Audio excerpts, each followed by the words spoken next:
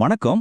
உங்க மனசுல வர்ற நெகட்டிவ் எண்ணங்கள உங்க வெற்றிக்கான பாசிட்டிவ் செயல்களா மாத்துறது எப்படின்னு தெரியுமா?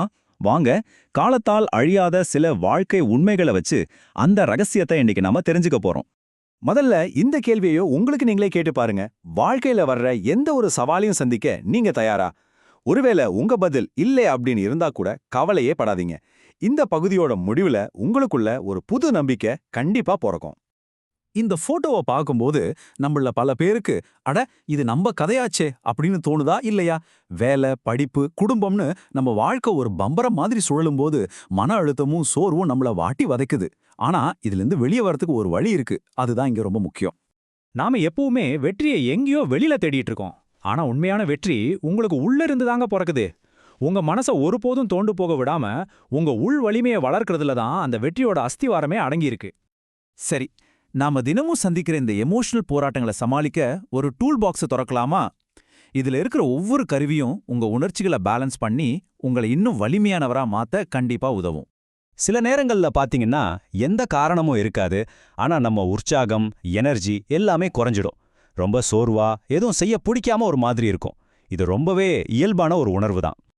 அப்படிப்பட்ட நேரத்துல ரொம்ப சிம்பிளான ஆனா பவர்ஃபுல்லான ஒரு வழி இருக்கு.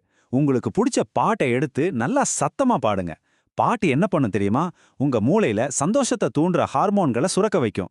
உங்க இழந்த புத்துணர்ச்சிய ஒரு நொடியில் அது திருப்பி கொண்டு வந்துடும் பாருங்க.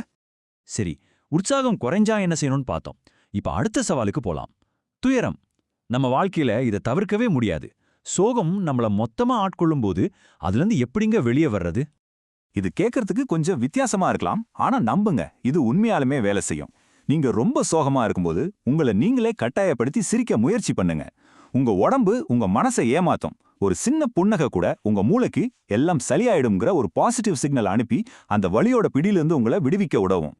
மனசு மட்டும் இல்லைங்க, சில நேரம் நம்ம உடம்பும் நம்மள சோதிக்கும். உடம்பு சரியில்லாதப்போ நம்ம மனசும் தளர்ந்து போயிடும். எதிலுமே கவனம் செலுத்தவே முடியாது. இதுவும் ஒரு பெரிய சவால் தான்.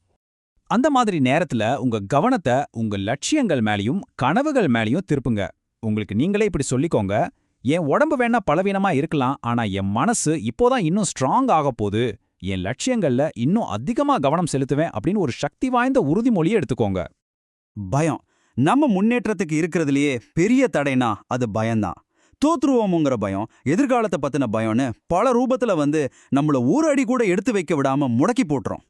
பயத்தை பார்த்து ஓடி ஒளியறத விட அதையே தைரியமா மாத்துறது தான் புத்திசாலித்தனம். அது எப்படின்னா, உங்க மனசோட கவனத்தை புது விஷயங்கள் மேல திருப்புங்க. நீங்க ஒரு புது ஹாபிய கத்துக்கும்போது பயத்துக்கு உங்க மனசுல இடம் இருக்காது.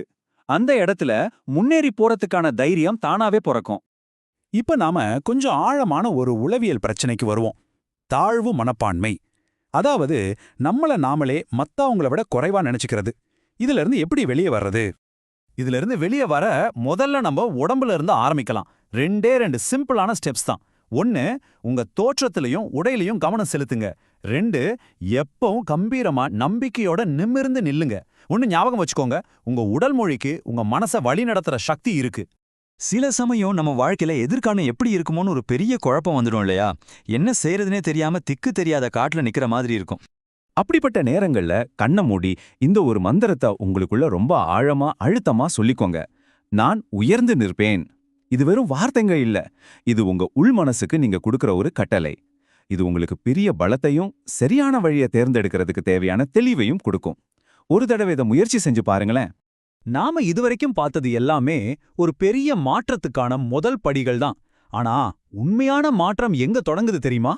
நம்ம எதிர்மறை எண்ணங்களை வேரோட மாத்தி அதை நேர்மறையா மாத்துறதுல தான். இங்க பாருங்க, இது ஒரு சூப்பரான உதாரணம். நான் ஏழை அல்லது எனக்கு தகுதி இல்ல அப்படின்னு எண்ணம் வரும்போது அதை அப்படியே விட்டுறாதீங்க. சட்டுன்னு உங்க கவனத்தை உங்க கடந்த கால வெற்றிகள் மேலேயும் எதிர்கால கனவுகள் மேலேயும் திருப்புங்க. இதுதான் எதிர்மறையா நேர்மறையா மாத்துற கலை. இது ஒரு ரொம்ப ஆழமான உண்மைங்க.